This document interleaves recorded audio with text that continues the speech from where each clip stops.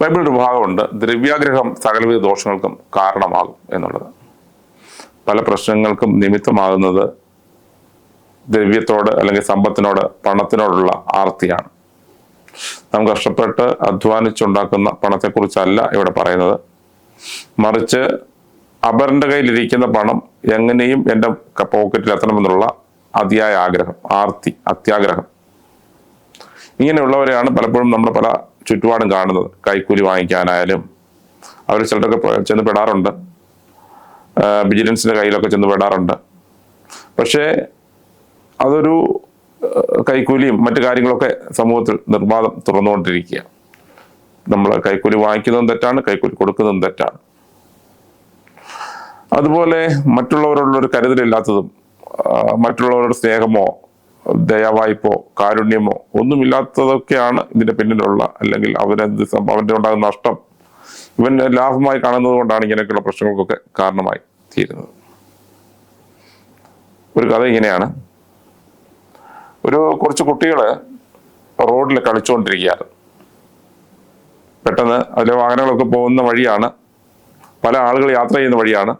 അതിനടുത്താണ് ഈ ചെറിയ ഗ്രൗണ്ട്. കളിച്ചുകൊണ്ടിരിക്കുന്ന സമയത്ത് ഇവർക്കൊരു ചെറിയ സ്വർണ്ണമാല കിട്ടി.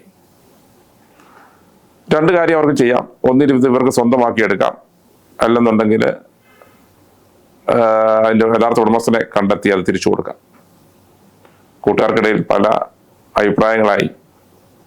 ഒരാൾക്ക് അത് സ്വന്തമാക്കണമെന്ന് ആഗ്രഹം ഉണ്ടായിരുന്നു, പക്ഷേ അവരെല്ലാം സമ്മതിച്ചില്ല. അദ്ദേഹം പറഞ്ഞു, നിനക്ക് വേണമെന്നുണ്ടെങ്കിൽ നീ ഒത്തിരി പ്രായമായിട്ട് നീ കഷ്ടപ്പെട്ട് അധ്വാനിച്ചുണ്ടാക്കണം, വെള്ളവന്റെ എടുക്കുന്നതല്ല നല്ലത്. അവരുടെ പ്രശ്നങ്ങൾ കണ്ട് മുതിർന്ന ഒരാൾ അങ്ങോട്ട് അടുത്ത് വന്നു. അദ്ദേഹത്തിന് ആ സ്വർണം എങ്ങനെയും കൈക്കലാക്കണം എന്നുള്ള മോഹമാണ്. അദ്ദേഹം വലിയ ഉപദേശങ്ങളൊക്കെ പറഞ്ഞു കൊടുത്തു കുട്ടികളോട്. നിങ്ങൾ മോഷ്ടിക്കുന്നതൊക്കെ തെറ്റാണ്, നിങ്ങൾ ഒന്നുകിൽ അതിന്റെ ഉടമസ്ഥനെ കണ്ടെത്തി അത് തിരിച്ചു കൊടുക്കണം, ഇല്ലെന്നുണ്ടെങ്കിൽ പോലീസിൽ ഏൽപ്പിക്കണം. ഇങ്ങനെ ഉപദേശങ്ങളൊക്കെ കേട്ടപ്പം കുട്ടികൾ അതിൽ മയങ്ങി. ഒടുവിൽ ഇതിലെന്തെങ്കിലും ഒന്ന് ചെയ്യാമെന്ന് കരുതി അദ്ദേഹം, ആ പ്രായമുള്ള ആള് അല്ലെങ്കിൽ ആ മുതിർന്ന ആള്, ആ സ്വർണ്ണമാലയുമായിട്ട് പോകുന്ന കാഴ്ച കാണുന്നത്. കുറച്ച് കഴിയുമ്പോൾ കുട്ടികൾക്ക് തന്നെ ഒരു ബോധം ഉണ്ടായി. അദ്ദേഹം തിരിച്ച് ആ കുട്ടികള് ആ മുതിർന്ന ആളിന്റെ അടുത്ത് എന്നിട്ട് ചോദിക്കുന്ന സ്വർണ്ണമാല എന്തിയെ? അദ്ദേഹം അത് നിവൃത്തിയില്ലാതെ കയ്യിൽ നിന്ന് എടുത്ത് തിരിച്ചു കൊടുക്കുന്നുണ്ടേ കയ്യിൽ നഷ്ടമായത് ഇതിലുള്ളൊരു ദുഃഖം അദ്ദേഹത്തിന്റെ മുഖത്ത് കാണാൻ വേണ്ടിയിടയായി. അല്പസമയം മാത്രം അദ്ദേഹത്തിന് സ്വന്തമായിട്ടിരുന്നതാണ്, അദ്ദേഹത്തിന്റെ സ്വന്തമാവും ചിന്തിച്ചാണ്. പക്ഷേ ഇപ്പോൾ തിരിച്ചു കൊടുക്കേണ്ടി വന്നിരിക്കുക. അപ്പോൾ ആ കുട്ടികൾ ഒരാൾ പറഞ്ഞത്, നിങ്ങൾക്ക് അല്പസമയം നിങ്ങളുടെ ഉടമസ്ഥാവകാശിരുന്നൊരു സാധനം നിങ്ങളുടെ കയ്യിൽ നഷ്ടമാകുമ്പോൾ നിങ്ങൾക്ക് അതിന് വേദനയുണ്ട്. അങ്ങനെയെങ്കിൽ അതിന്റെ യഥാർത്ഥ ഉടമസ്ഥന് എന്തുമാത്രം വേദന കാണും? ഒരു ചോദ്യമാണ്. ബൈബിളിലെ യോനയുടെ ഭാഗത്ത് നമ്മൾ ഇതുപോലെ കാണുന്നുണ്ട്. ഒരാവണക്കിനെ കൽപ്പിച്ചാക്കിയേക്കുന്നതാണ്. അത് പുഴു കുത്തി പെട്ടെന്ന് അത് ഇല്ലാതായപ്പോൾ ദൈവത്തോട് പിറുപിറുക്കുന്ന ഒരു യോന. പലപ്പോഴും നമ്മുടെ സ്വഭാവം ഇങ്ങനെയൊക്കെ തന്നെയാണ്. താൽക്കാലികമായിട്ട് നമുക്ക് കിട്ടുന്ന ചില നന്മകളൊക്കെ നഷ്ടമാകുമ്പോൾ നമ്മൾ പലപ്പോഴും ദൈവത്തോട് കുറ്റം പറയാറും പിറുപിറുക്കാറും ഒക്കെ ഉണ്ട്.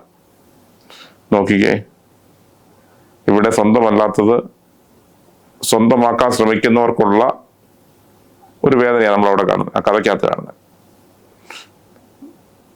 പലപ്പോഴും നാം അർഹിക്കാത്തത്, നമുക്ക് ആവശ്യമില്ലാത്തത്, നമ്മുടേതല്ലാത്തത് ഒന്നും നാം സ്വന്തമാക്കാൻ ശ്രമിക്കരുത്.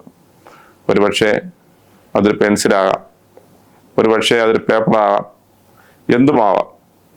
പക്ഷേ എന്ത് ചെയ്യും? അതൊന്നും നമ്മൾ നമ്മുടേതല്ലാത്തത്, നമുക്ക് അർഹിക്കാത്തത് നമ്മൾ ഒരിക്കലും നമ്മുടേതാക്കാൻ ശ്രമിക്കരുത്. അതുകൊണ്ടാണ് ബൈബിൾ പറയുന്നത്, തുടക്കത്തിൽ ഞാൻ പറഞ്ഞ ദ്രവ്യാഗ്രഹം എന്താണ്? സകല ദോഷത്തിനും കാരണം. ഈ പ്രഭാതത്തിൽ നഷ്ടപ്പെട്ടു പോകുന്നവരെ കുറിച്ചുള്ള ഒരു വേദന നമ്മളുണ്ടാവണം. ദൈവത്തിൽ നിന്നും അന്യപ്പെട്ട് പലതും നമ്മൾ ചിലതൊക്കെ നഷ്ടപ്പെടുമ്പോൾ നമുക്കുണ്ടാകുന്ന വേദന, അല്ലെങ്കിൽ ദൈവത്തിന്റെ സ്വന്തം എന്ന് കരുതുന്ന നാം ദൈവത്തിൽ നിന്ന് ഓടി ഒളിക്കുമ്പോൾ ദൈവത്തിനുണ്ടാകുന്ന ഒരു വേദന, അതൊന്ന് തിരിച്ചറിഞ്ഞ് നമുക്ക് തിരിച്ച് ദൈവസന്നിധിയിലേക്ക് ചെല്ലാം. നമുക്കുണ്ടാകുന്ന താൽക്കാലിക നഷ്ടം അത് നമുക്കൊരു വേദനയാണ്. പക്ഷേ ദൈവത്തിനൊപ്പം നിൽക്കുന്ന, ദൈവത്തിന്റെ സ്വന്തം മകനായി കരുതുന്ന നാം ദൈവത്തിൽ നിന്ന് ഓടി ഒളിക്കുമ്പോൾ, ദൈവത്തിൽ നിന്ന് അകന്നു പോകുമ്പോൾ ദൈവത്തിന് ഉണ്ടാകുന്ന വേദന നമുക്കത് തിരിച്ചറിയാം. ഈ പ്രഭാതത്തിൽ കർത്താവേ എന്നോട് ക്ഷമിക്കണമേ, നിന്നോട് ചേർന്ന് നടക്കാൻ ഞാൻ ആഗ്രഹിക്കുന്നു. ഹാനോക്ക് ദൈവത്തോട് ചേർന്ന് നടന്നതുപോലെ നമുക്കും ദൈവത്തോട് ചേർന്ന് നടക്കാം. ദൈവം നിങ്ങളെ അനുഗ്രഹിക്കട്ടെ.